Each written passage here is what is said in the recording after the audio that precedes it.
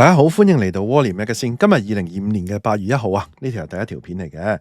咁啊，啱啱咧，哇，連呢個鋪王啊，黎永滔啦，咁具實力嘅咧，哇，都咧，依家佢嘅豪宅都淪為銀主盤啦。咁啊，傳咗好耐啊，俾人 call 窿啊，等等啊，係咁蝕沽係嘛？咁啊，點知咧，真係啦，今次第一槍啦，真係見到真係變咗收樓啦，銀主盤啦。咁啊，另外一邊廂咧，咁啊，零售唔好啊，當然鋪王都唔會好噶啦，係嘛？亞信屋嘅母企啊，虧損啊大增添啊，擴大到去到47%啊，差唔多50%咁誇張啊！哇，越蝕越多錢啊！依家咧講緊係蝕4381萬啊！哇，你揾就難啊！依家真係咁樣蝕法，股價咧應聲急跌14%啊！咁我哋去片啦，去同大家講呢兩個新聞啊，同埋討論 review 一下，哇，黎永滔近期嗰啲哇蝕讓嚇嘅情況係點樣啦？去片。喺開始之前，希望大家免費訂閱我頻道 ，subscribe 我 channel，comment like 同埋 share 埋俾你朋友啊！如果可以嘅話咧，免費 join 埋我 Patreon 作為後備。行有餘力嘅話咧，可以喺 Patreon 嗰度咧每個月請我飲咖啡嘅噃。另外咧，我有個最高級別嘅會員，咁啊有額外嘅內容啊，敏感嘅議題同埋一啲付費嘅內容俾大家嘅。多謝大家。嗱，大家都知啦，啲鋪王啊、收租王都唔好過噶啦，依家係嘛？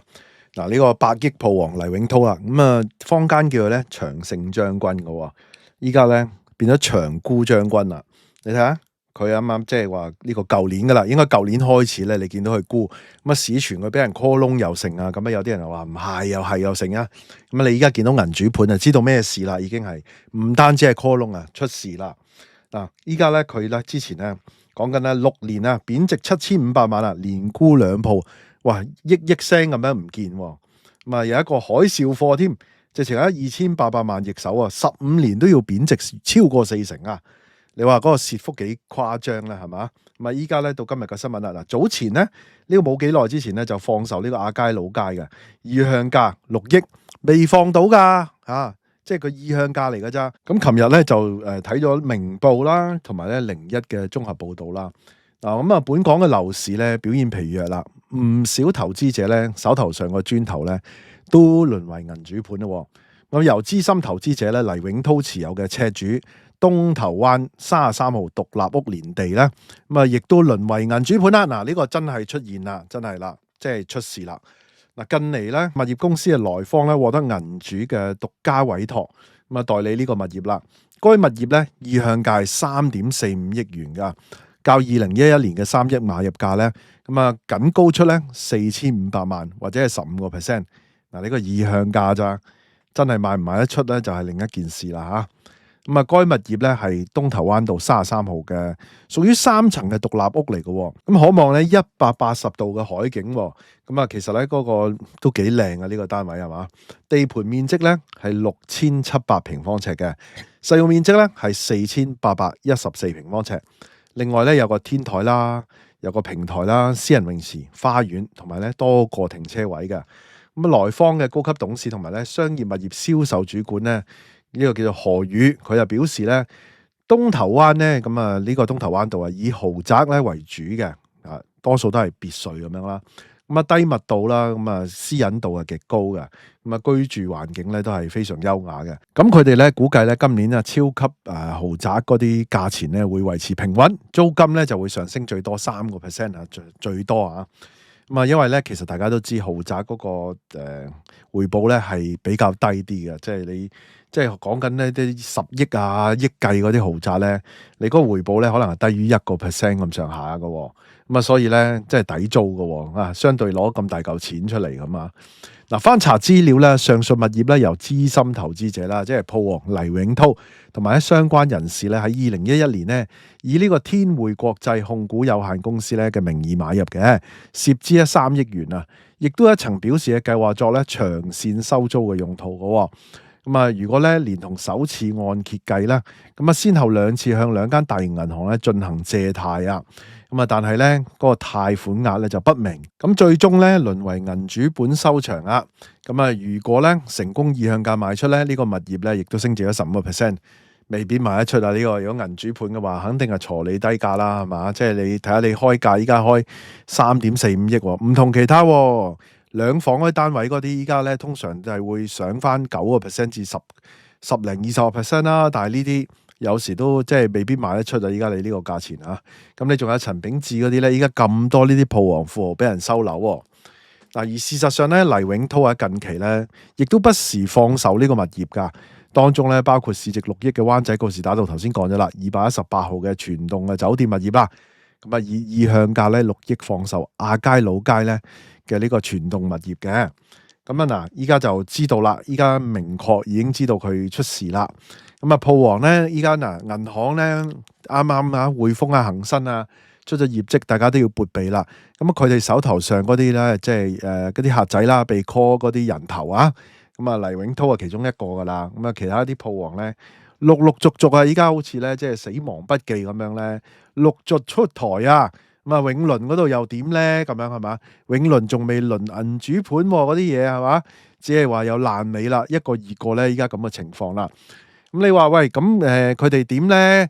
咁啊冇辦法㗎，你當時就係要炒。咁我如果你話即係同情嘅話咧，我會寧願同情啲零售咯。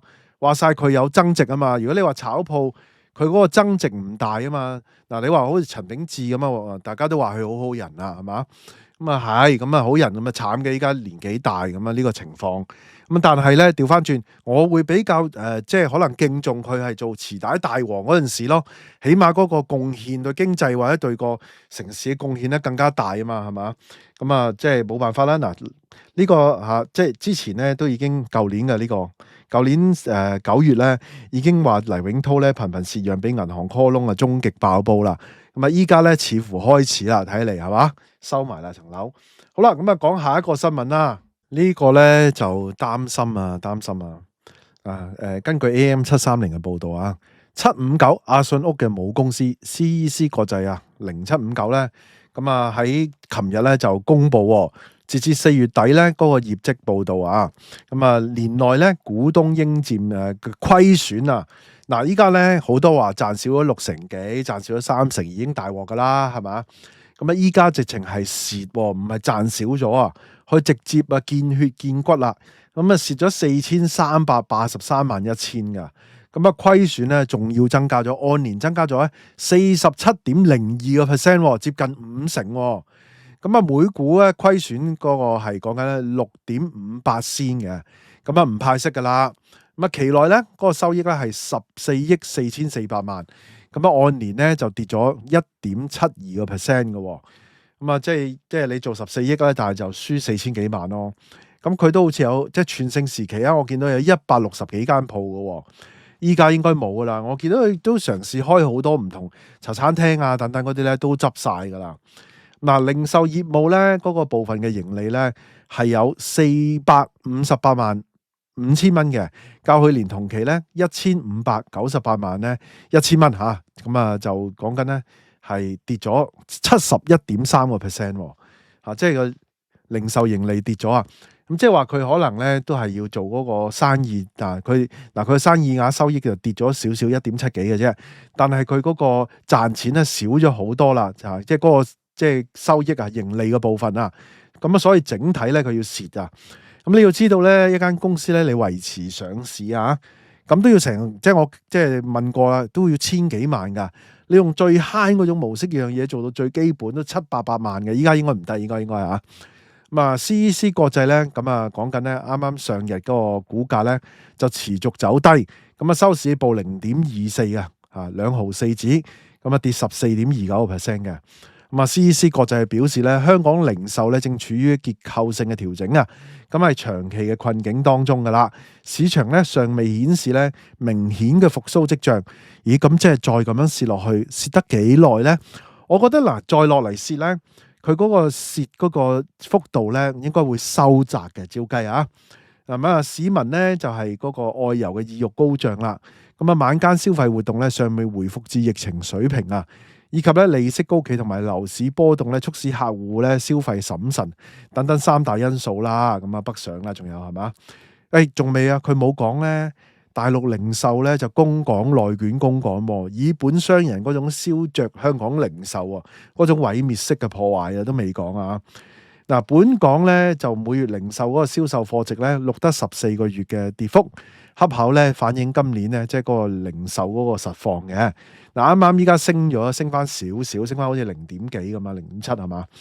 咁啊，其實咧就係你要計舊年跌咗幾多成啊嘛，舊年跌咗10%、20%、30%，你今年升翻，其實你係要計翻前年噶嘛，係嘛？嗰個跌幅收窄咗啦。